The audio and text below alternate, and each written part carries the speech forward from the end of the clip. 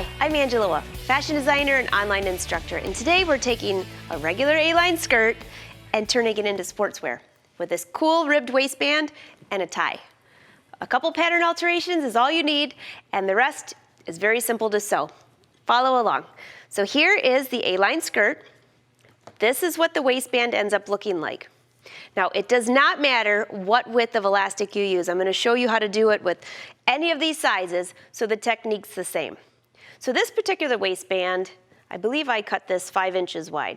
I did. So folded in half, that'd be 2.5 inches. So it's a 2.5 inch wide waistband. So on the pattern, I need to take away 2 inches. So I'm just going to line this up along here. It's easy to see that, right? So there's 2 inches. But I need to add a seam allowance. So there's 2.5 inches on here. I'm going to add a 1/2 inch here. So basically I'm taking away 1.5 inches. So I'm going to trace that all the way around. Now I would use a ruler. Right now I'm just eyeing it, but that's where I would cut. So this is going to be my new skirt. I'm going to do the same thing to the back piece. Well, what if you've already cut out your skirt? No problem. Here's my A-line skirt. I decided, you know what? I think I'm going to add a ribbed waistband. So go ahead and cut off 1.5 inches right off your skirt. Just like that. That's how easy that is. You're ready to alter your pattern. So here's my waist. The width of this waistband is whatever the measurement is all the way across the front and the back after taking away that 1.5 inches. Now don't forget you have to take that away on the back side as well. So just measure around here and measure around there, and that's going to be the same measurement of your width. The skirt already fit, remember? So we don't have to worry about altering that. So here is my ribbed waistband. I've already sewn together the center back seam. I've folded it in half and pressed it. So you have to imagine that's what's going right here. So what I've chalked in is the center front. That's the center front.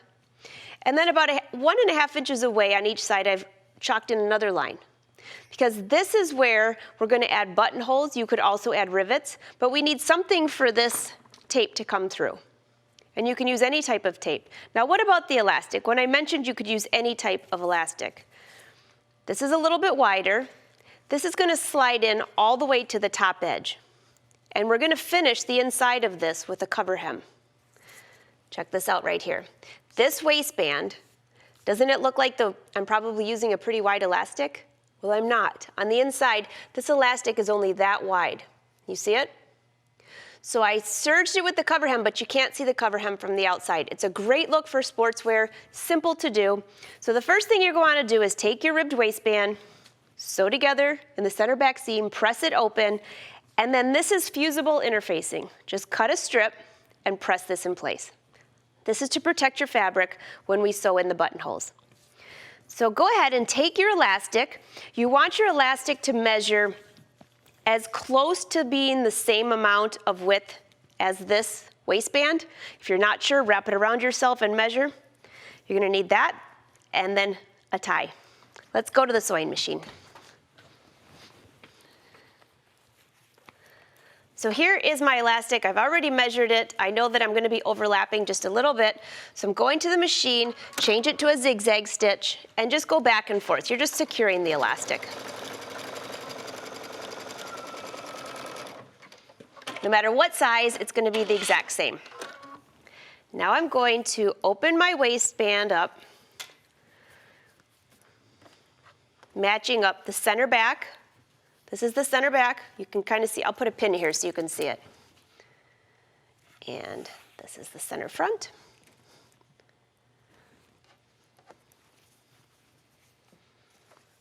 And just line this up. This is going to be on the inside of the waistband, remember, not on the outside. So you can see my fold that I've pressed already. Line this up right on the edge of that fold, right there. This is the inside of the waistband, in case you're not following. Let's see, here's our lines. This is my center front. I already have it chalked in. I tried to press this a little bit for you so you could follow along. It's hard when it's all going in circles. Okay, so there is my waistband. This is just a little bit smaller. That's okay. Go ahead and just give it a little pull, just a little one. walk your fingers in and put a pin right there. Again, I'm pinning where this goes right on the edge of that fold. Make sure it doesn't go over to the front side. And then on this side, I'm going to do the same thing. Give it a little stretch and walk it.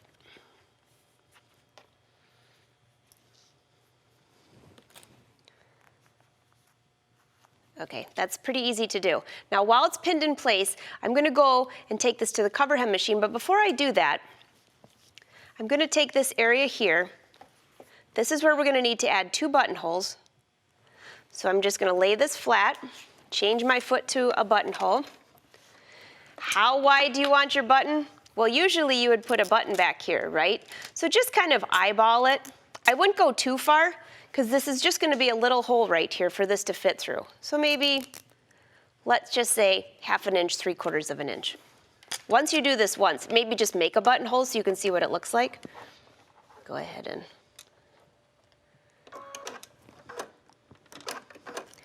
and then depending on your machine, make sure you have your machine set up for a buttonhole. This lever goes through here to tell me how, so they're both the same size, the same length.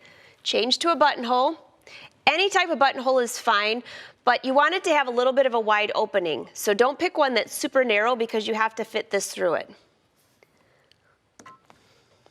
So, and I'm just going to start in the center and make myself a buttonhole. If you're not sure where the center of the waistband is, you could mark it with chalk. There's no exact science to this, it's just a design element. Remember, it's your skirt. Okay, that's one side. And now let's try that again. Same spot.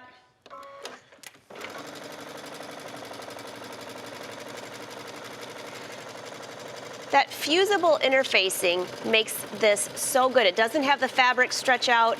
These buttonholes are so easy. They match perfectly. Looks great.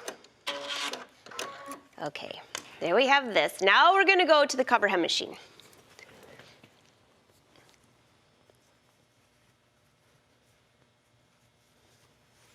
And the only thing I'm going to do is I'm just going to line up, I'm going to stitch on the edge of here and the edge of this fold. So it's going to go all the way through to the right side of the fabric. Now, if you don't have double cover hem on both sides, you're going to want to stitch from this side down because the pretty side, the sporty side, is going to be on the right side of the fabric. So for me, it doesn't matter because I have cover hem on both sides. So just stitch with your foot right on the edge of this elastic. And it should be just stitching a couple rows of stitching, and on the other side is going to be the side that looks like sportswear. All the way around. Just stretching the elastic just slightly as you go so it fits into place.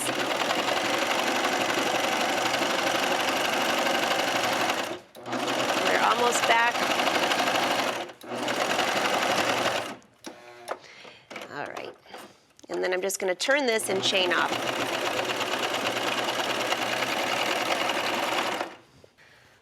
So here is my cover hem. See how pretty that is? It stretches with the elastic, so when you put it on, there's no problem at all. And the next thing that you're going to do is open up your buttonholes. If you have a buttonhole cutter, go ahead and use that. I don't suggest using a seam ripper just in case you snip too far. So give that a little snip. And the purpose for this is you have to feed in that string before you close the waistband. You don't have to, it's just easier. So open this back up. I'm going to wrap my rope around here. Give this a little trimming.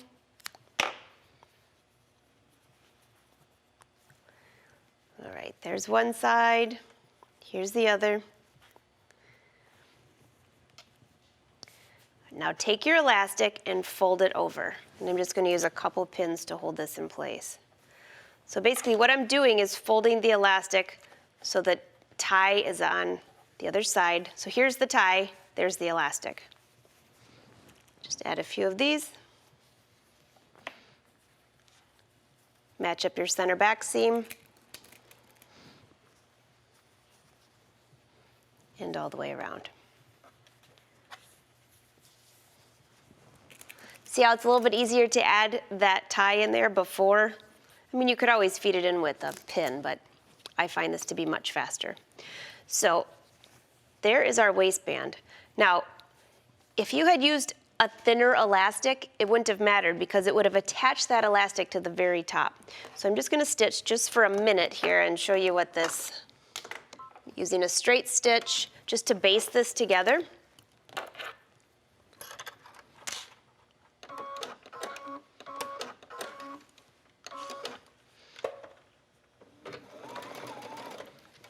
Use a long stitch length. I'm not going to use a regular straight stitch to attach this to the skirt. I'm just stitching this, and I'm going to bring you back over here and show you something. Okay. Let me go back up here so you can see this. So what I have here is the waistband is completely finished. You're going to go to the serger if you have a serger. If you don't have a serger, then you're going to want to use a zigzag stitch. But you're going to take this now to your skirt. If this was my piece, I would sew the sides of my skirt together, and then I would take this with wrong sides together and attach this to the skirt, matching up the center front and the center back. And when you're finished, it's all enclosed like this. So let's go back over here, check this out. Here is my tie, I can feel it in the front. Here is my elastic, I can feel that regardless if it was thin or thick. You could have a lot of fun things with the tie, and that is how simple it is to take a regular skirt and turn it into sportswear.